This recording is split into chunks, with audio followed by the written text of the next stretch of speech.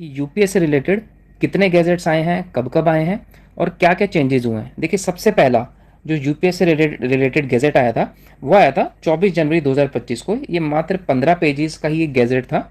इस गैजेट में बहुत ही ब्रीफ में, क्योंकि देखिए बिल्कुल 15 पेजेस का ये गैजेट था, तो बहुत ही ब्रीफ में हमें सिर्फ फंडामेंटल समझाए गए थे यूपीएस के।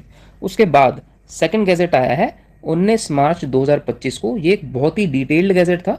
आप देख सकते हैं 194 पेजेस का एक गैजेट था, जिसमें हर एक पॉइंट को कवर करने की कोशिश की गई थी। ठीक है।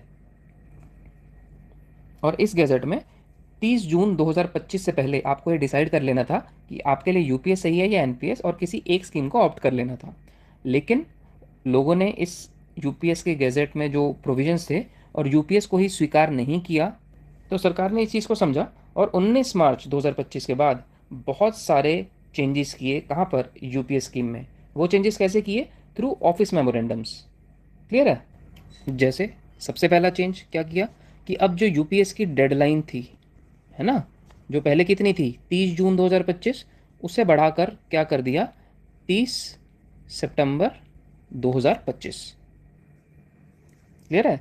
ऐसे ही एक दूसरा बहुत बड़ा चेंज इन्होंने किया कि इन केस ड्यूरिंग सर्विस, ठीक है, सर्विस के दौरान अगर किसी एम्प्लॉय की डेथ हो जाती है तो उसकी फैमिली को ओपीएस लाइक बेनिफिट्स मिलेंगे।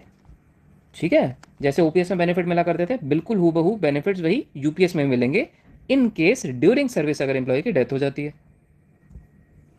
और तीसरा एक बहुत ही फेवरेबल और सबसे बड़ा चेंज जो किया था यूपीएस में, कि आपको एक वन टाइम, ठीक है, यूपीएस से एनपीएस में स्विच करने का एक मौका सरकार ने दिया है। और वो आप कब कर सकते हैं? अपने रिटायरमेंट से एक साल पहले तक। तो अगर आपको भी इन सभी चेंजेस के बारे में जानना है अच्छे से, तो मेरे चैनल पर विजिट करिए, और बहुत ही डिटेल में हर पॉइंट की मैंने एक वीडियो बनाई हुई है। उसके बाद इन सभी चेंजेस को इनकॉर्पोरेट करते हुए रिसेंटली 2 सितंबर 2025 को यूपीएस का तीसरा गैजेट आया है, जो लगभग 42 पेजेस का है। और आपको एक चीज़ ध्यान रखनी होगी कि जैसे पहला गैजेट आया उसमें बिल्कुल ब्रीफ में दिया था, तो जो सेकंड गैजेट आया वो एक एड ऑन था फर्स्ट गैजेट में। इसका मतलब ये नहीं कि फर्स्ट गैजेट में जो चीज़ें लिखी हुई थी उसको सुपरसीड कर गया, कि मतलब फर्स्ट गैजेट में जो लिखा हुआ था वो बेकार हो गया, नहीं।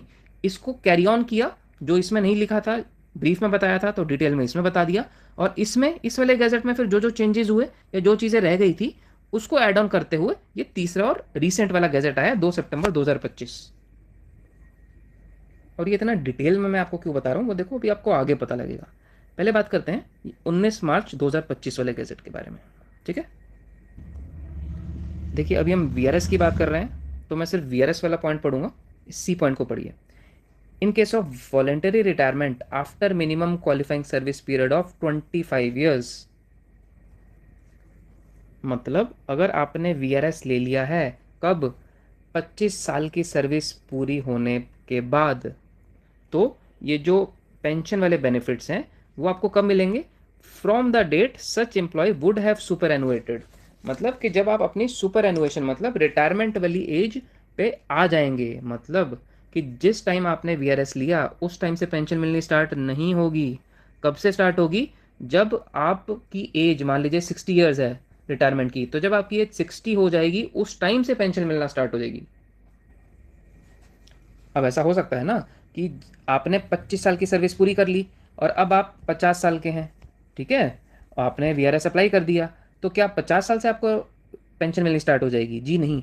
जब तक आप 60 साल के नहीं होते तब तक आपको पेंशन मिलना स्टार्ट नहीं होगी। इतनी चीज क्लियर है? तो 19 मार्च वाले गैजेट में ये बात लिखी हुई थी वीआरएस को लेकर। अब देखते हैं 2 सितंबर वाले, मतलब जो बिल्कुल रिसेंट आया है गैजेट यूपीएस का, उसमें वीआरएस को लेकर क्या लिखा हुआ है। देखिए इसमें क्लियरली लिखा हुआ है कि अब आप रिटायरमेंट ले सकते हैं कब? 20 साल की रेगुलर सर्विस कंप्लीट होने पर। मतलब कि कोई भी अगर आप यूपीएस में हैं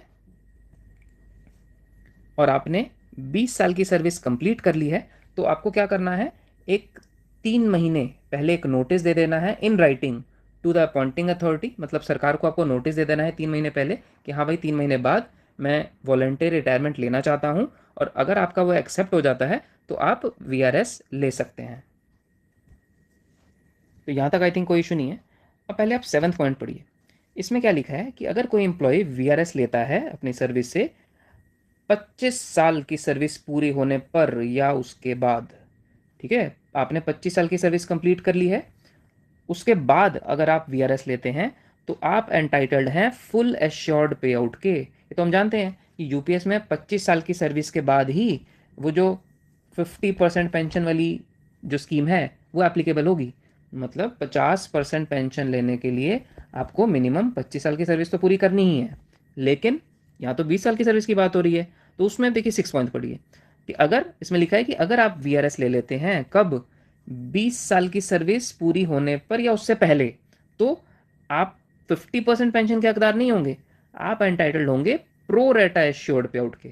मतलब कि अगर आपको 25 साल पूरे होने पर 50% पेंशन मिलती है, तो 20 साल होने पर कितनी मिलेगी?